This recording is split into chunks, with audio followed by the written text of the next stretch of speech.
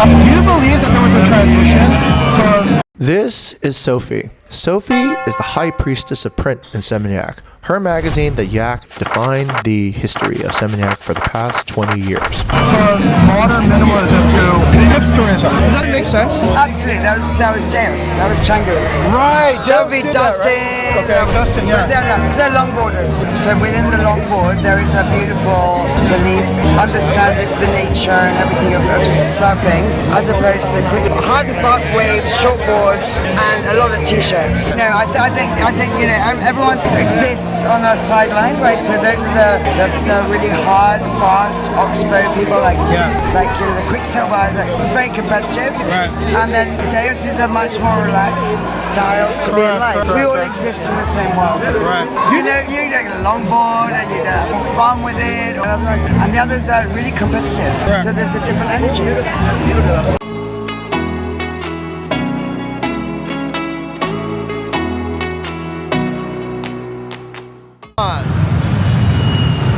Why does anybody go to Canggu?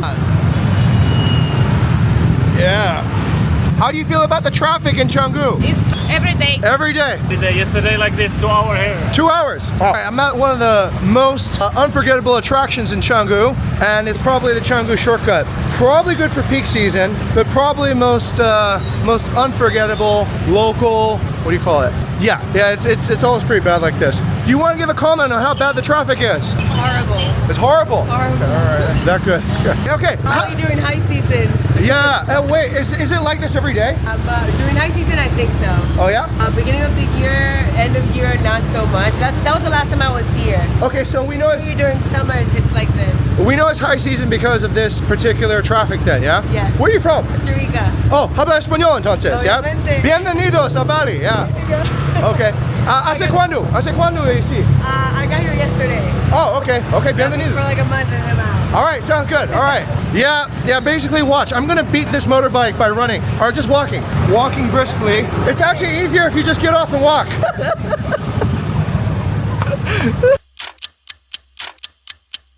So whatever the situation in Canggu is today, it wasn't quite like this in the very beginning. When I first came out here, this gigantic parking lot was no parking lot. This was a rice paddy. The only thing that was actually here was this Deus. Deus? Why did Deus become the pioneer of Canggu? How did they actually bring about this phenomenon?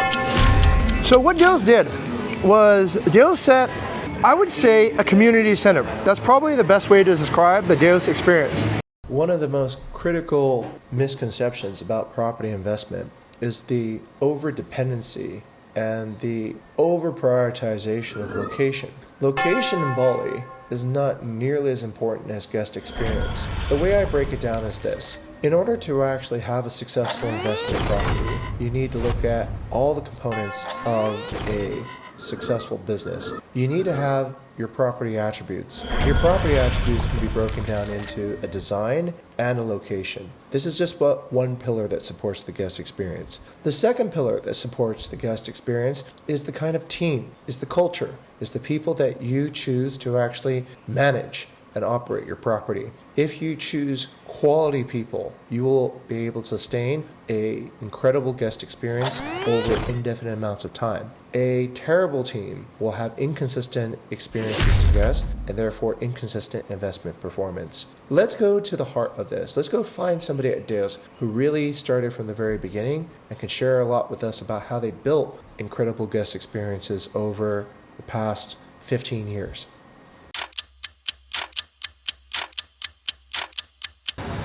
Everyone used to say, why did you build it out there?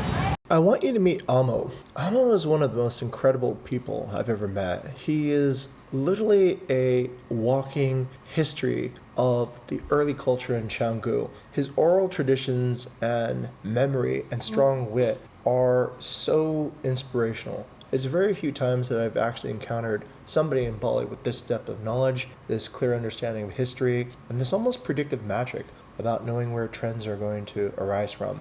Amo worked in the early days with Dara, Jennings and Dustin Humphrey, two Australian businessmen who got together to found Deus. Dustin, according to Amo, was a surf photographer at the time, and Dara had a fashion brand called Mambo. These two entrepreneurs got together and met regularly to talk about a vision to start a new culture celebrating their way of life, encompassing custom motorbikes, custom surfboards, and a passion for undiscovered parts of Indonesia.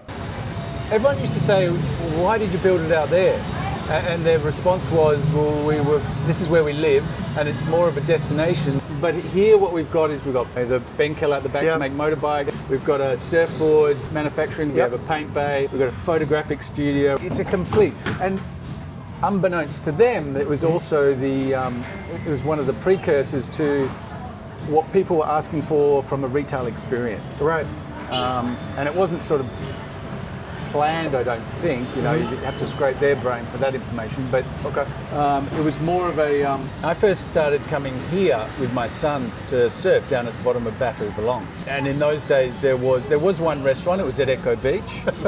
And on Sundays they had a band. So we'd probably come out on a Sunday night and have barbecued fish. Correct. But there wasn't any other restaurant. There wasn't any massage places, and there definitely wasn't any gyms. Back then, It was still rice fields. Where we are now was the centre of a small village. Yep.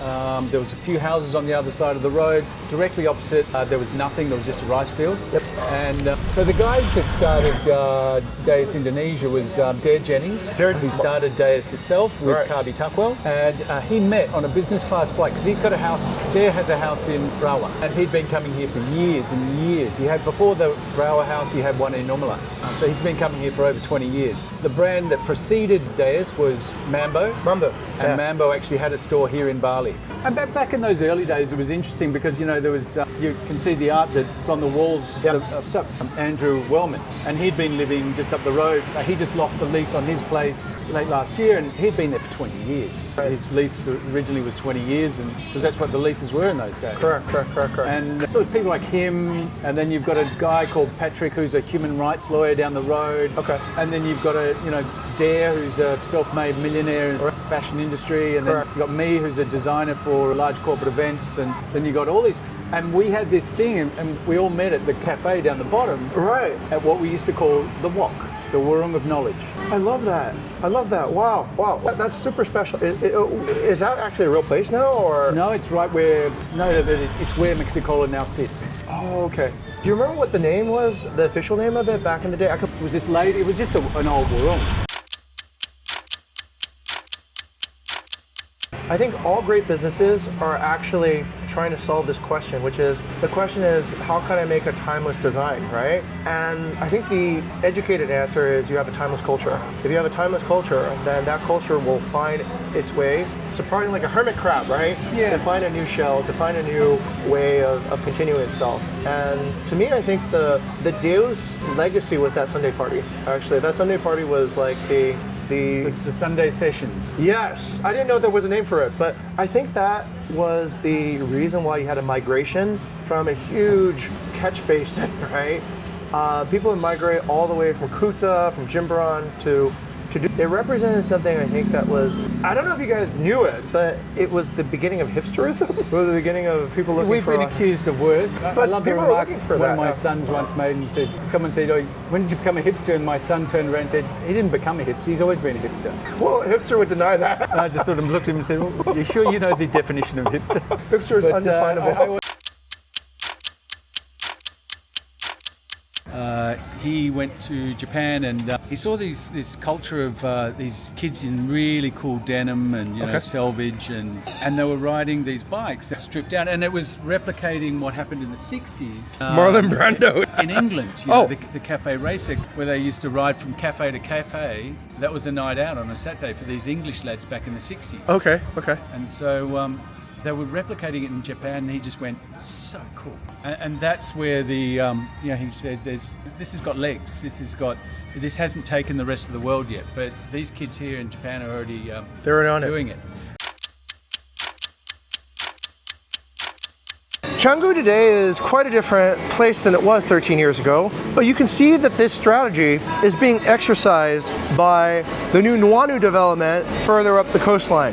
They're attempting now to do a similar thing by hosting wicked, awesome, almost like Burning Man-esque type parties to draw people further out there and repeat the same history, the same phenomenon that happened here. But the funny thing is, over time, I think people forgot that was the original culture. And so nowadays, the actual, I mean, they still try. Here's an attempt to get it right. So there is a program for every day of the week, including Friday comedy night, which is tonight. I was an unsuccessful comedian at one point in my life during the pandemic. I had to find something to do, so I came here to Deus to tell jokes. And I was successful until I had to tell my own original jokes, and then I bombed. So I became a CEO of a vacation rental company instead.